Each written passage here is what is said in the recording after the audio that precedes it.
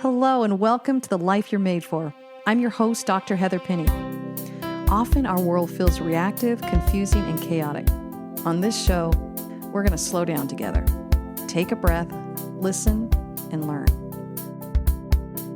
We'll be joined in conversations with influential thinkers who will help us make new connections, understand our unique potential, check the beliefs we hold, and learn how to overcome unexpected challenges.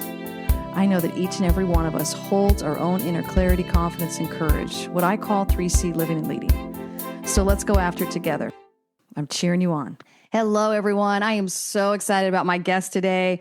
Her name is President Jennifer Draughon with Neptune Aviation Services, and I just got to tell you a little bit about her before we jump in, but Jennifer leads a dynamic team of aerial firefighting experts at Neptune Aviation, and they are truly phenomenal. Neptune is a primary provider of large air tanker services to the United States Forest Service, and Jennifer leads a team of more than 210 dedicated Neptune Aviation employees focused on delivering world-class aerial firefighting services.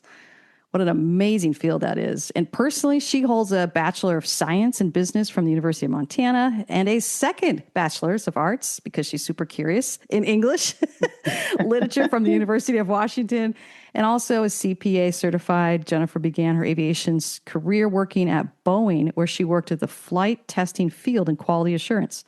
So with over 25 years of experience in the aerial firefighting industry, Jennifer is recognized as a leader in aerial wildland firefighting. Jennifer, welcome to my show today. Oh my goodness. Thank you, Heather. I'm so honored to be here. Good. Thank you for the introduction, the great introduction. That was lovely. Oh, yes. Doesn't it feel good to hear it come back? When people introduce me with my professional bio, I'm like, dang, who is that woman? I want to get to know her. Oh, humbling. Well, it's been fun. So I think we have to start with more of how we know each other before we jump in, because I promise all my guests and my listeners, I only bring on people that I personally vetted, that I respect, and that I trust, and that I can ask questions about with things that we're all trying to learn and grow in. As we look at 3C living and leading of clarity, confidence, and courage, we're all trying to figure out our clarity, confidence, courage, and really pull that out from within us. So share with our audience a little bit first with how we met. Gosh, probably a decade ago, huh? But tell them a little bit about how we met and our connection. Okay. Well, gosh, yeah. How long ago has it been, Heather? Do you actually know the year? I don't. Well, we'll have to look it up, but let's say it's about 9 years, almost a decade. Yeah, it's pretty amazing to think how far we've come together. Mm-hmm. And so you've been our leadership coach and trusted advisor, right? Yes. for that many years, and to think about the growth and the leadership development. And, you know, when you first came to Neptune, who we were, and it was important that we were where we were at that time. And now where we're at today. Yes.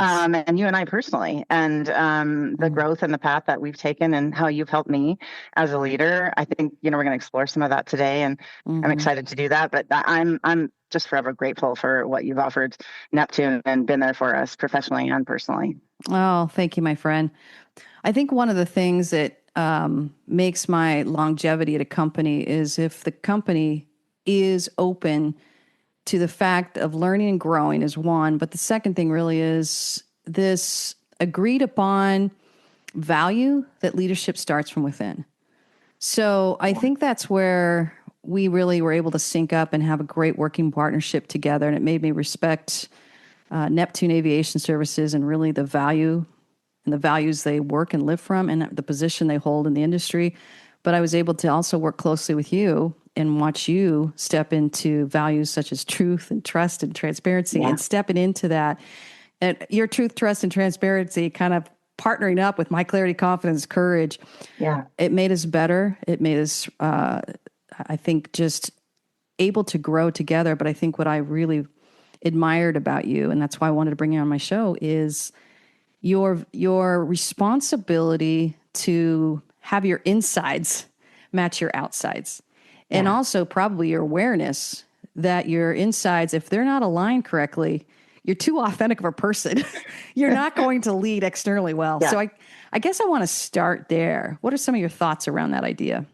Well, yeah, I love that you're talking about that. That really, that congruency, right? And leading authentically. And we've had many conversations about that, Heather. And I think that one of the things that as Neptune progresses through leadership development, we are standardizing some of the things because we want to make sure everyone is getting that development. But we've also recognized that we have to let our leaders be authentic, right? Otherwise, we're not bringing out the best in them. And through the years, you've helped me, I guess, get a greater understanding and take that look, that self-reflection, that time for that self-reflection to understand if I'm not congruent and I'm not leading with my heart and my head, with my truth, trust, and transparency. I'm taking on some other form of leadership that I think is the way it's supposed to be. It's definitely not authentic and it's not true to me and it can keep me stuck. And through the years, you've just helped me see that. And I think that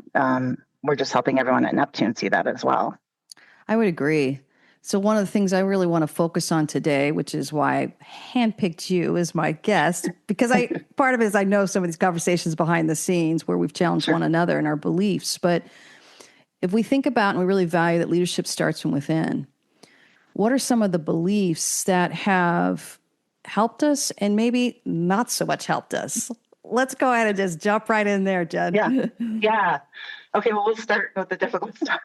How about that? The hard stuff. That's right. Get right in there. Yeah. Then we'll end with the positive. Good. There we go.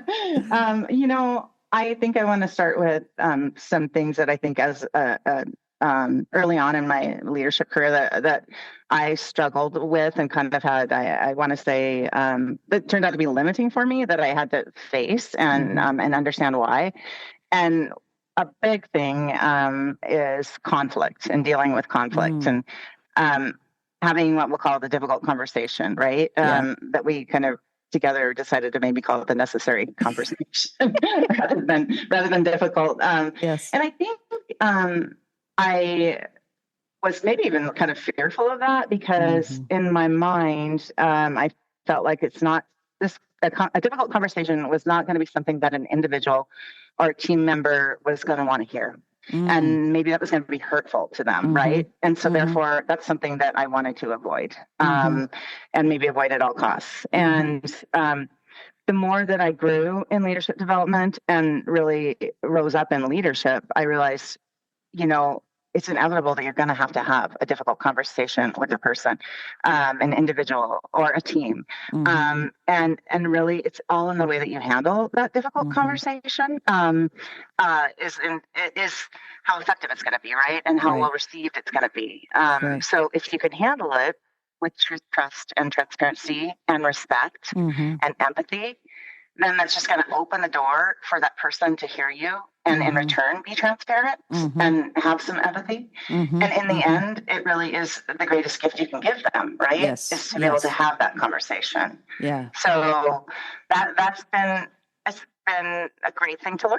And it's served me well. And I appreciate your help for me to be able to kind of work through some of those things and see that. And what have you found when you entered in those relationships? In those conversations that were challenging or difficult? Yeah, well, I think what I found is when I was able to realize myself that this conversation was really going to help them, even if it might be difficult to hear. And if I was able to present it in the way that I just described, we would most likely be successful. Or at a minimum, if we weren't successful, maybe that person needed some time to think and to grow and to maybe just digest what I had to say. But I think that I've just seen so much growth in our team being able to have those conversations themselves when I know that for some people it's just really difficult. Yes. Well, and I love that you said that because we do have to reference why we changed the terminology on it. And part of it was, I listened to a lot of your people all day long and love the work that I do. And I love the people on my roster, just phenomenal, amazing leaders in the company. But I was beginning to hear, okay, I've got to have the difficult conversation. What I began to hear was a belief around it that this difficult conversation is going to become difficult. Yeah. And Good point. I remember pitching you this idea. I'm like, Jennifer, can you help me change the vernacular around difficult conversation? Because I just want to call it the necessary conversation. And in that, I think we're going to invite in a new belief that says, oh, this is just necessary in order for us to grow, in order for us to be better, in order for me to show that I care about my direct report, or for the direct report to show they care and are committed to the company and the supervisor. Let's just call it necessary. And I did notice the stress level went down. And it's just so funny, the vocabulary that once we changed it, where people are like, oh, it's just necessary. It's not difficult. Well, I know. I wholeheartedly agree with you. And I think it's some of our history with having to change. Neptune has its own vocabulary. Yes. It's been developed by Neptune and Dr. Heather Penny. We struggled a little bit with the word accountability for a while. So. We did. We sure did. We're all good with it now. Yeah. Well, and just to reassure you, Jen, I've worked with other companies too, and I have to learn pretty quick. What are some of the trigger words in the company? Yeah. And either a previous consultant created some havoc around it, or there's a history there. And so I always respect whatever is challenging in a company, but just to affirm you're not alone. I've had the funniest little lists of semantics that I'm like, do not say blank. Note to self. Note to self.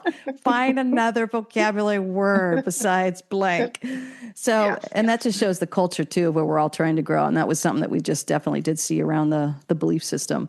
And I think it's this encouragement too, that what we say really forms our internal belief, and vice versa. So can you think, and I'm going to totally put you on the spot here, but can you think of a time when you were saying a belief that really was no longer working for you, was limiting you, and or you'd just really outgrown? Yes. And this is a little bit vulnerable, but I'll go there because I'm well past it. Yeah. But I think, I would sometimes tell myself in a leadership position, I'm not good enough. I struggled, and I struggled for a while in my early leadership days with negative self-talk. It was not a good situation. And I know that I worked hard on it. I worked on it with you. And I think I've always been a very determined and driven person from childhood on, and my mom used to say, okay, you are so stubborn. I think that was just, I was driven. I've had big dreams for myself, and I'm a hard worker. And I think that the shadow side of that is I can be really, really hard on myself. Yes. And I know that there are many different reasons why people can have negative self-talk. And I know that I believe factored into some of my self-talk. And ultimately I had to realize that it was not only holding me back, it was hurtful to my growth and confidence as an individual and a leader. And it was not serving me well in any way. Yeah. And I knew I needed to take responsibility for myself and make a change. And you and I talked through that a lot, and what do I need to do? And what I learned was to manage my thoughts and choose my thoughts, because it is a choice. And that I actually had the power to do this. Yeah. And we've talked about this. Talk to yourself like you would talk to a friend. Yeah. A teammate. Or like we've had this talk to consider. Would you talk to your child this way? Yeah. Right. Oh my goodness, you would not. Right. And so yeah. I love that. And again, I will say you're not alone. Here you are, the president of a really strong company, and it's got almost a global influence, right, in firefighting. And you're wondering if you're enough. The C-suites and the executives I work with, they're all whispering those to me too. Yeah. Do I measure up? Yeah. Yes, you're not alone. I'll just affirm that. Yeah. And I think for our listeners, it's refreshing, because many people, even with me, they'll go, what? You struggle with false beliefs? You struggle with these limiting beliefs? I go, why do you think I coach on it? I'm like coaching myself through it. I see myself in every single client. And so I really am trying to normalize, hey, when's the last time you've listened to your self-talk? And really, what is it saying? Yeah. And, then I do use the terminology of false beliefs and true beliefs, and I'm never going to be the one that tells you what is false or true, but you get to decide. And I remember asking you, well, is that a belief that you want to retire? And do you want to label it false or do you want to label it true?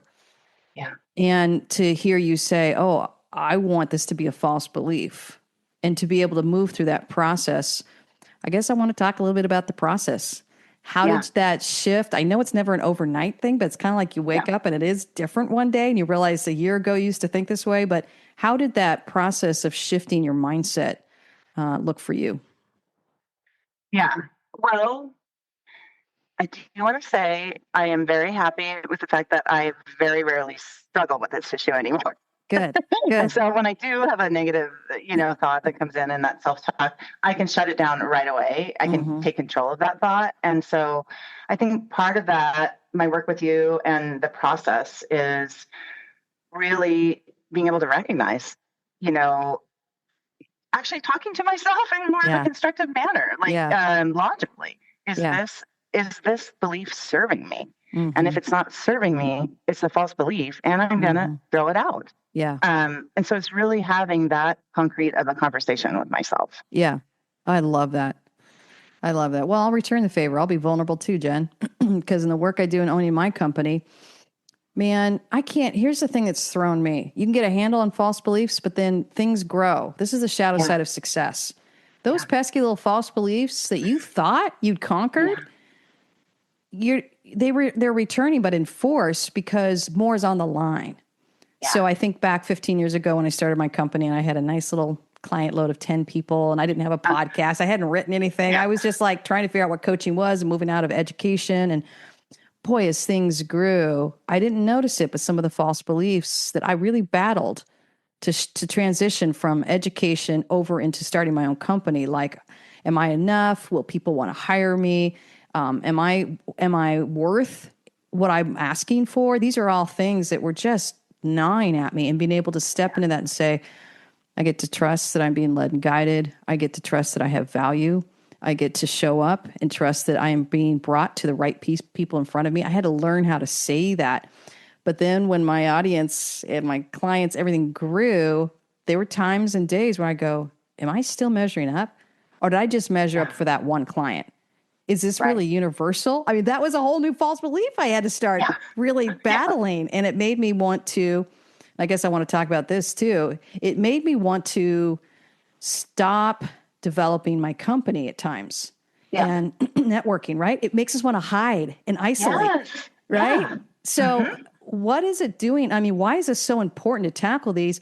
I think when more is on the line, I look at what your company is, 210 people. You can't hide. I look at what my company is, and my reach is much more significant now.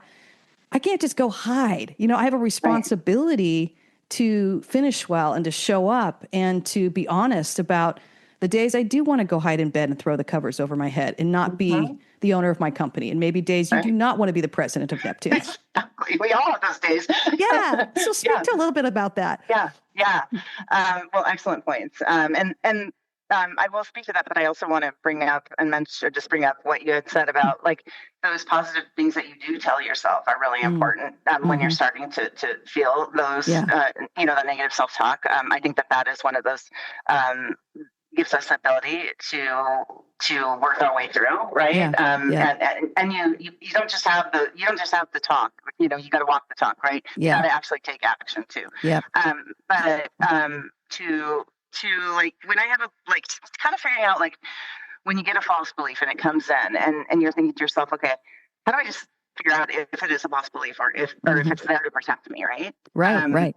Yeah, because we have beliefs that are there to protect us. Like I kind of challenge it. Like I try to think, okay, or question it, I guess. I say to myself, okay, is this belief there to protect like my health, or is it there to protect a value that I like hold strongly? And if it is, then it's protecting me. Yeah. But then the flip side of that would be what you're saying, like, okay, is this belief, I'm thinking it's there to protect me because really all I want to do is stay in bed today because I'm really afraid of something. I'm afraid of this big challenge. I'm afraid of the scrutiny that's coming my way. Everyone's going to look at me. I'm afraid of this public speaking event, or I'm afraid of this contract. I'm afraid of, many things that could be out there as we grow and Yeah. and as we become more successful and as more people are relying on us, right?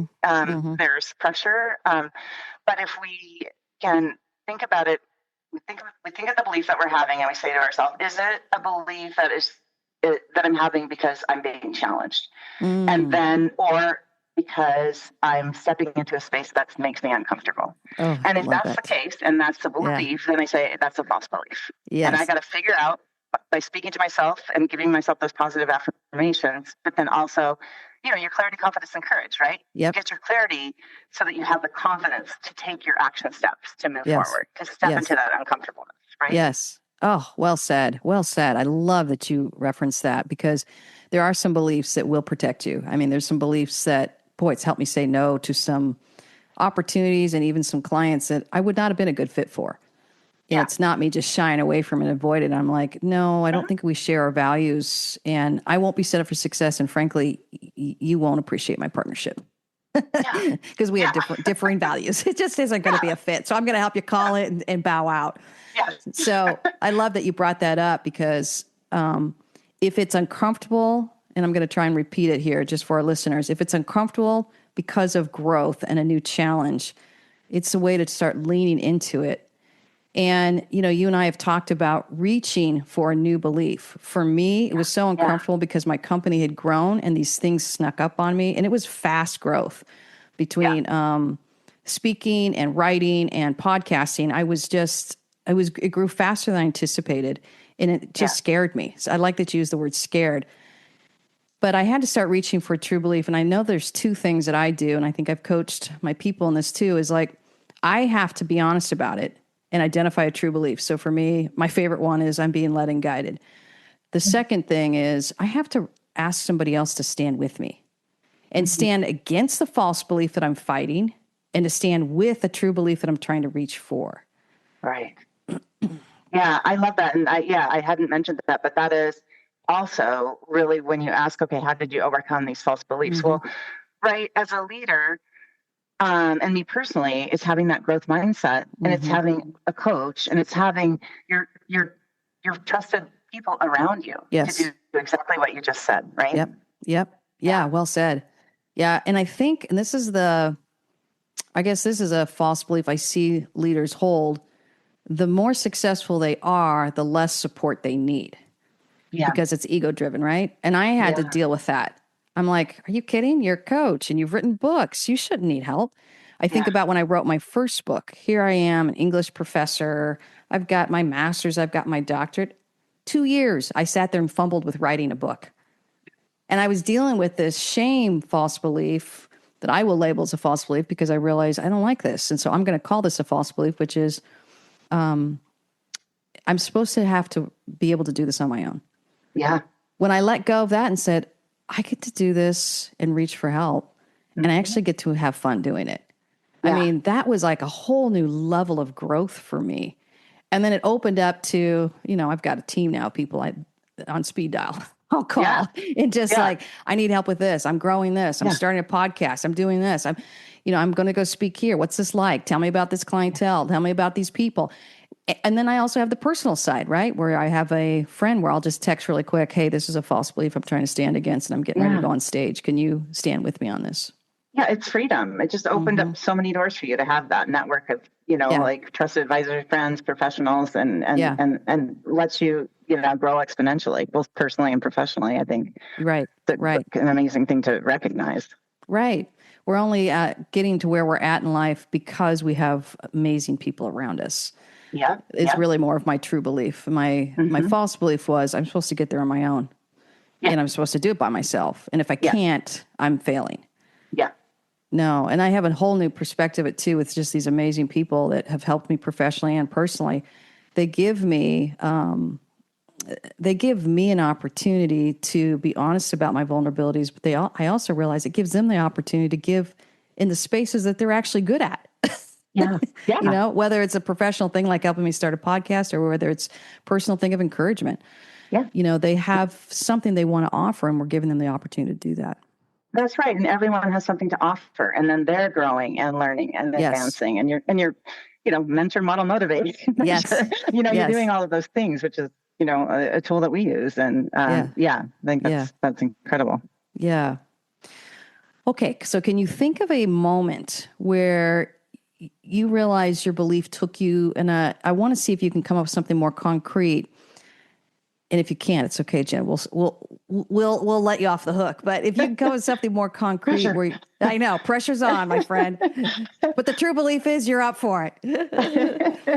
No, but can you think of a moment when you saw yourself level up because your belief system changed?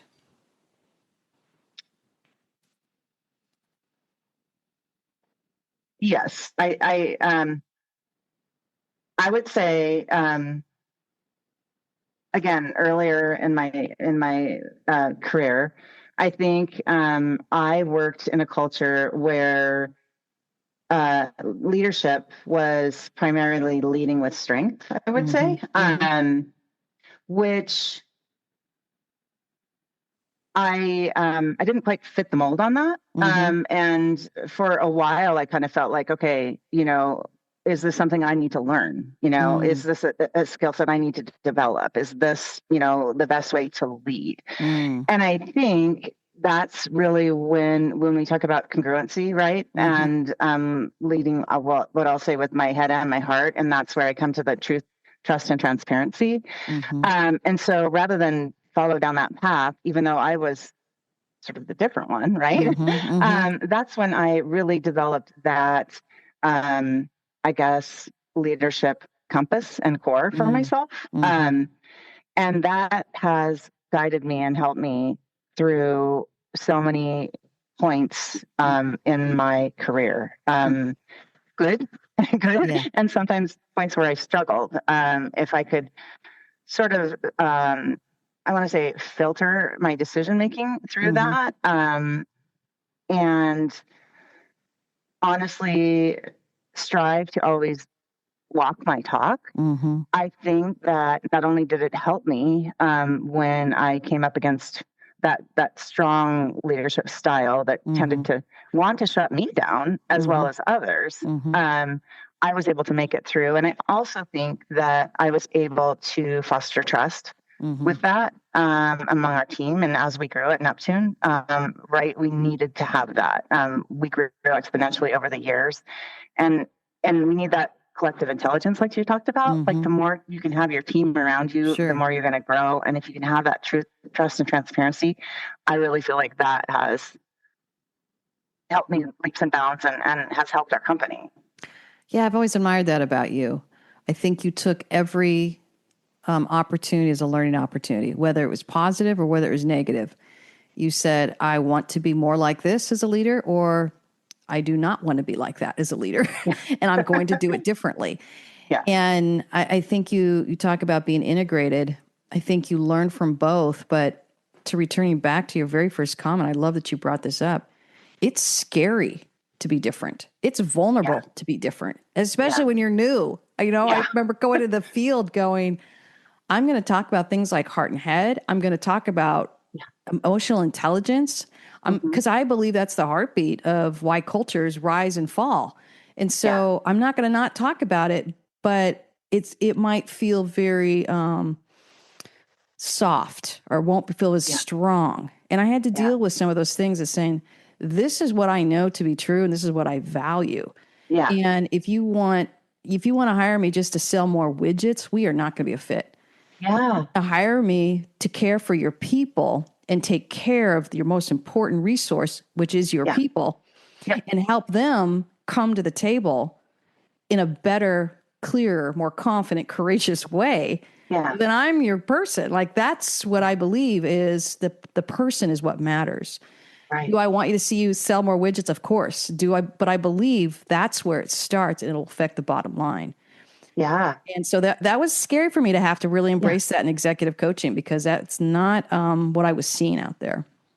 Right. And I mean, even at Neptune, we can look at, whether you needed to start with us because it was really where we were at and what we needed to hear, and then how we've evolved to, okay, can you help us, and can people see that if you are actually learning and growing and fostering that growth mindset and looking at EQ and taking care of your greatest asset, Yes. How does that translate? Yes. Right? Yeah. How does that translate into the bottom line? Because it does. Exactly. And it's about your people. And if your people are feeling heard, right? Yeah. Yeah. and feeling cared for, and all of the things that you mentioned, that translates. And it is business. But we care, and we're embracing family, one of our core values, right? At Neptune. And what that means is a healthy family, right? Yes. Which you've seen us and helped us through. I think also you get some pressure sometimes, even from our team here. Like, okay, well, how do they measure this? How do they measure this? Yeah. The human factor. Yeah. So hard to measure sometimes. I know. Yeah. How do you measure if people are feeling fulfilled? How do you measure the level of beliefs that are limiting your people or empowering your people? Yeah. And no one ever likes my answer, which is like, I'm so sorry. It's very hard to measure, but just because it's hard doesn't mean we shy away from it. Yeah. And we have to find ways to measure, but it usually comes from a relational check-ins, sitting down and just saying, how are you feeling about your work here? Yeah. And you can pick up on what people are believing. They don't matter, or no one cares about them, or things are going on in their life and no one's ever asked them. I guarantee that's going to be the heartbeat of why someone's successful in a company or why they're not. And if we want retention, if we want that, we have to figure out how to take care of our people and link it unapologetically to results, And that's where I feel like sometimes people mistake me saying, well, maybe you just want to talk about all the warm fuzzies. I go, oh, no. I want to talk about the warm fuzzies because I like to win. I like to get results. Yeah, and this is where, all kumbaya. No, it's not all kumbaya, but this is where it's the kindest, most empowering way. My job is done when that person can lead with more clarity, with more confidence, with more courage, because they've really addressed their internal beliefs. They've figured out what feels limiting and what feels false. They've figured out true beliefs that they want to reach onto. Then I go, all I have to do is back off, and I realize you're going to be very successful.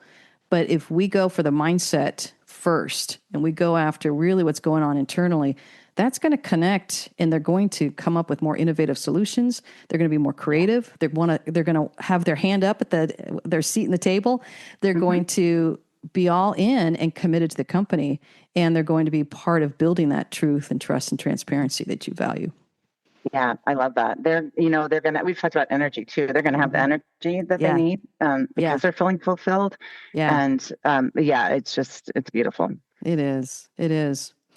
So when you are trying to help people and lead them into their own personal development and heart and head, again, not easy stuff, because it's not like 5 easy steps.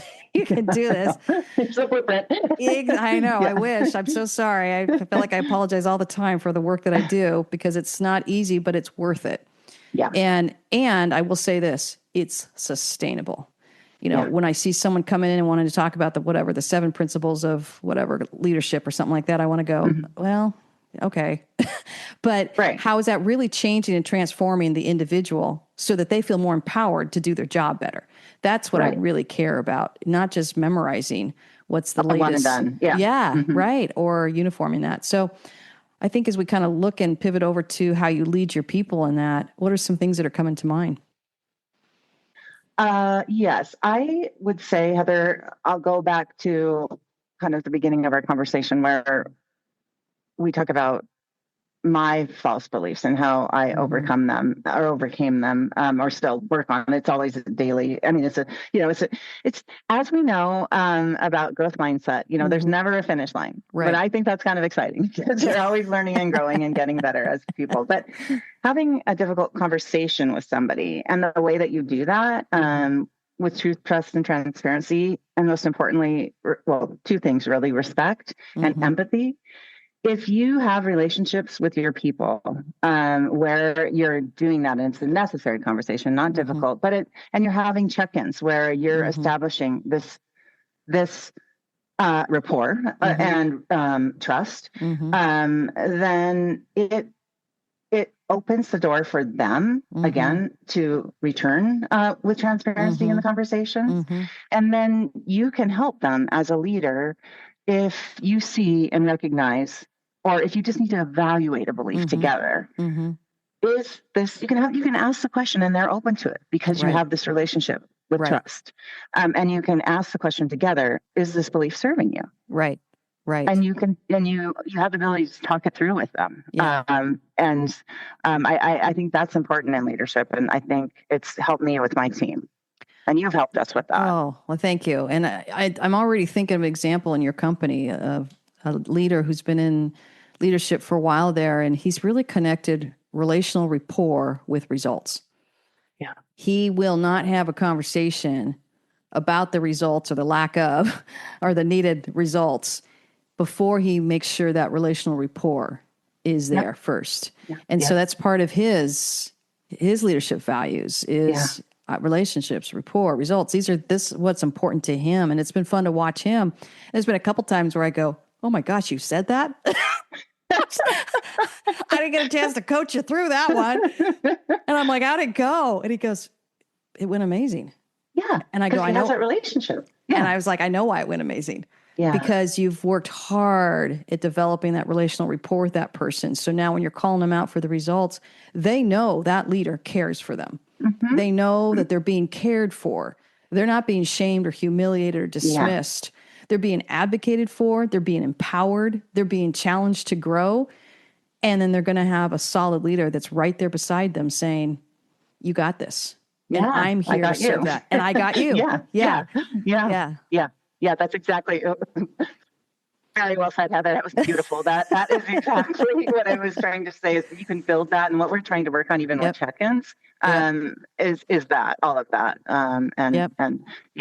So when people know that you're actually having that necessary conversation, it's a gift, right? It is. For both of you. It is. Yeah. So, because you care. Because you care. Yeah. And when it backfires, which it has for me, sometimes it's because I haven't done the relational rapport first. Yeah. I'm so overly focused on that results that I want to go after that results. And I want to say, why did this happen? And why are we failing in this? And why is this not coming up here? Well, that's not going to get the results I want. It's going to start working against me. And so learning that, I want to start with that rapport first. It's about building trust. It's about making sure that this person feels seen and valued and heard in front of me. Then I can say really the tough stuff unapologetically because we are here to do a job and we are here to get results. And frankly, we want a high standard. We want to be the best. Why not? Like I am unapologetically a high achiever. And I tell that with all my leaders, you can still hang on to your high achieving. Yeah. You just don't want to do it at the cost of people or at the cost of their connection with you. That's the companies that get very toxic and dysfunctional, where the high achieving trumps the individual player on each team and really the value of them being seen and valued and heard. Right. That reminds me of that leading with strength. That's not really where you want to go. That was beautiful. Yeah. Well, your leaders, again, I've had the privilege of working with them for about 9 years now. They've taught me. So many of them, and I would tease them, kind of joke with them going, all right, we're done calling it the difficult conversation because you guys are just working yourself up for this, and they'd laugh and say, you're right. And then I'd watch them step into these conversations that just now became natural. They were difficult because they were new. They were difficult because no one had coached them on how to have some of these harder conversations. Until we set the structure up that helped them to be able to step into it, I saw amazing conversations happening where, again, I didn't have to be involved. I got to just lean back and watch these amazing leaders step into the conversations because they truly cared about their company. They cared about the people there. They cared about who was directly answering to them. And they took responsibility for that care to make sure they would challenge them to grow and to change.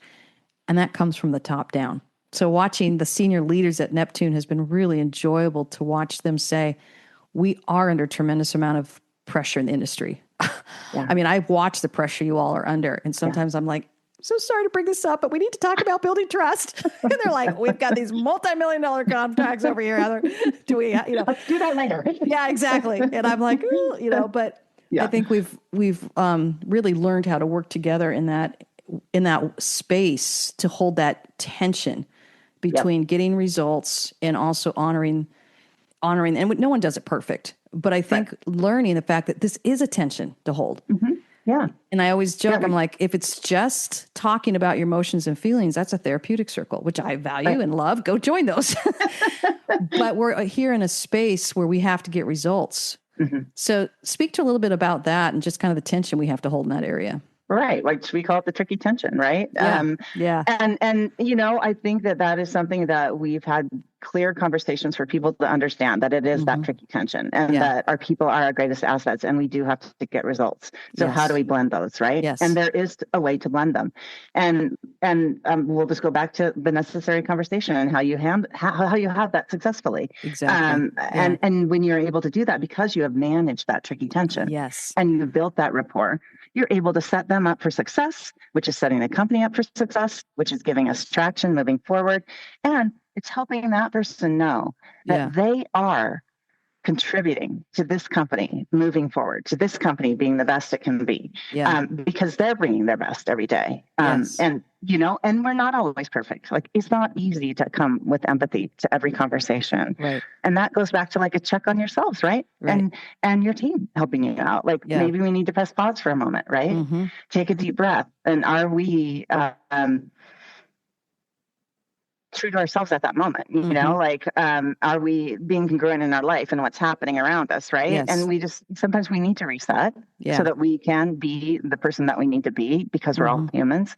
And all of that working together is how we hold that tension, and how we help our people understand how to hold it. And that's how we succeed. Yeah. I want to speak to something you're currently working on, and you brought it up earlier in the conversation about this idea of energy. Yeah. What is it that this is where you're currently growing? You haven't arrived yet, and you're in that space of realizing I need to monitor the energy of myself and my people. Yes. And I know, since it's not that you've arrived, that you're in process with growth. If you wouldn't mind just talking a little bit about that, what you're learning about that. Oh, no, I don't mind at all. And I think that this is something kind of new to us, like you said, and then you brought some new tools for us, because I know that you recognize we run really fast, right? And I especially I'm unapologetic too about being very much a high achiever and very driven. But there's that's we'll call it shadow side of that, where you can run yourself ragged and you can run your people ragged if you don't stop and check it. Yes. And so, like, just even with this new tool that you brought to the table for us, if we start at the SLT level, senior leadership is what we call level, and that would be my vice president of operations and my vice president of finance, and we are together looking at our energy and thinking about, when we want to take on a new project, can we take on that project? Do we have the energy for that? And what does energy look like in our people? And how do we recognize that with each other and with our leaders? And what are the tools we need to utilize in order to be successful with that? I love that. And it goes back to, how do we measure it? And I'm like, we don't, and we do. We don't in a quantitative way, but we do in a qualitative way. We ask people, do you have the energy to do this? Or what is your energy level? Yeah. I don't care how much vision you have, mission you have, opportunities you have.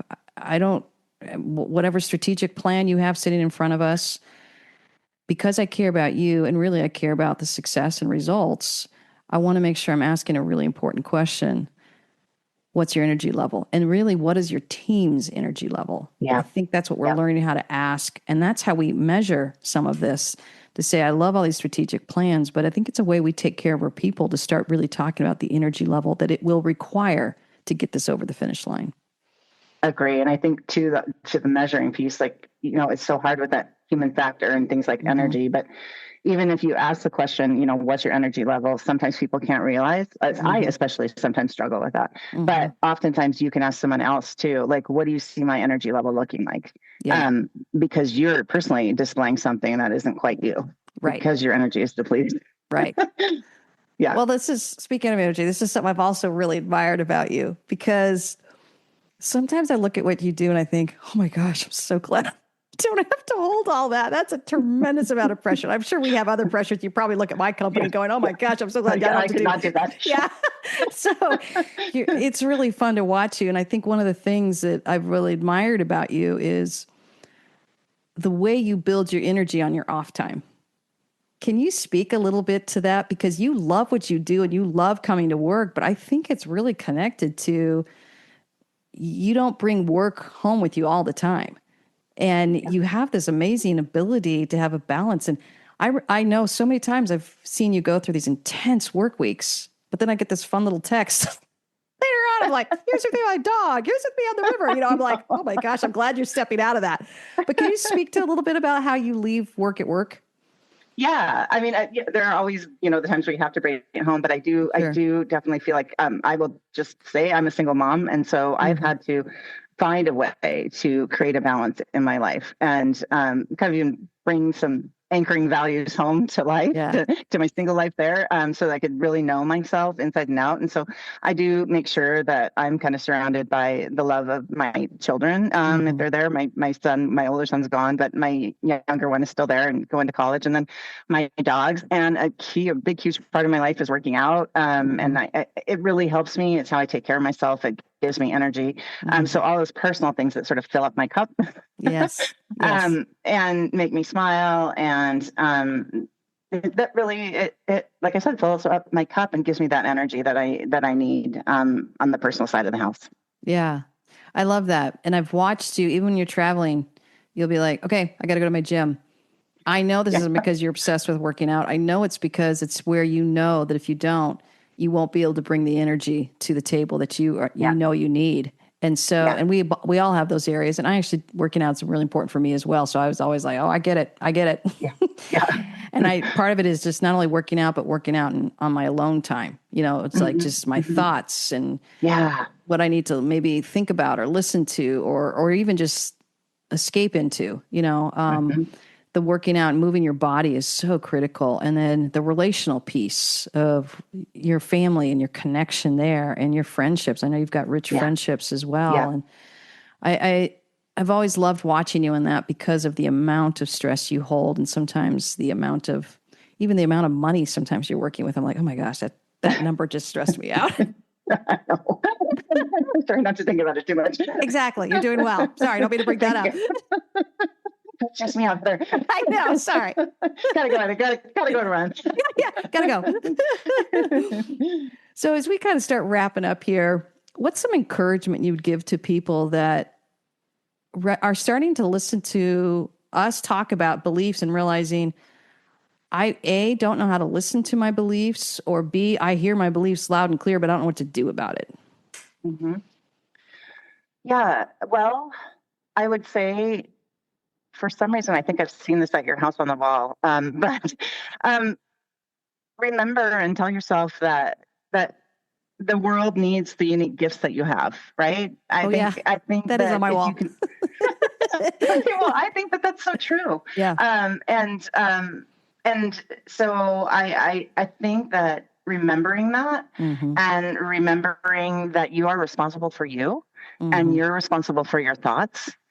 And who you bring and how you show up for yourself and how you show up for other people. And if you can kind of blend all that, it's just going to propel you forward with some positivity and with some direction and with the idea that you need to take time to ponder some things. Well said. Well said. It makes me think about something I made up in the industry, the work that I do. Gosh, this is probably about 5 or 6 years ago now, but it was like I was trying to shake people into owning that energy and that responsibility. And really this process I started doing was like, okay, you're going to start listing a couple words you're invited into this space, and you're going to start listing a couple words you're going to reject and shut down. Yeah. And I honestly made it up out of desperation because I was walking in some spaces where people were not really, I don't want to say they weren't taking responsibility because it feels shaming. I want to say they weren't aware of the responsibility they held. And so once I exposed that to them, I'm like, you actually can decide the outcome of this meeting. You can actually decide what you're going to bring in this space, whether you're going to bring tiredness or resentment or fatigue or bitterness, or whether you're going to bring openness, receptivity, joy, fun. You can decide. And I think once I started telling people that, they were like, oh my gosh, I never thought about that. So we were also kind of living as this victim of whatever emotional state the last meeting left us in. Yeah. Yeah. So I'm always like, before you go in that meeting, I don't care if it's 1 or 2 seconds, and that's what, even when I come out to Neptune, I go, can you just give me some place with a door where I can just take a couple minutes to regroup, because I'm going back to back to back to meeting. And I think that's something that I'm realizing too. It's just empowering people. I think you and I have seen that do wonders, where people begin to own the energy they bring to that space, and just saying it out loud is an accountability space. It's like, this is what I want to bring in the space, and here's what I don't want to bring. And I don't want any of you to bring this either. Yeah. Yeah. Right? Yeah. And when you hear it, sometimes you say, hey, I sometimes do that. I got to be careful. Yeah, exactly. We've done that exercise so many times, and I love it, because not only is it just that reality check for yourself, like I'm choosing to bring this in. I'm choosing to reject that. You get to hear others. Yes. And then also you can catch yourself. Catch yourself doing good, bringing good in, bringing what you invited in, but catch yourself if you're bringing in something you wanted to reject. Right, exactly. Which is why I always write it up on the board or on a big old Post-it. I want us to keep looking at it, whether it's just a 2-hour meeting or whether it's a 3 or 4 day retreat. I want to make sure that we're really holding that space well. Yeah. And something you've done, and this is for anyone who wants to is viewing it. So I'm holding up a cup in the screen. Yes. I've got mine too. You too? Okay. This is what I love. And for those of you who are listening, I'll describe it to you. It's this gorgeous, huge mug that if you look closely, it's got, do you know how many numbers of words that is?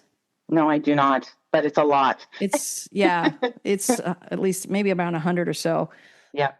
And on it is all of these different words that her leadership team and people brought up and said, this is what we want to stand for in our company. So I'll just read a couple. It's like inspiration, peace, reliability, grace space, working genius. Thank you, Patrick Lencioni. Focus, vision, ownership, performance, clarity, courage, confidence.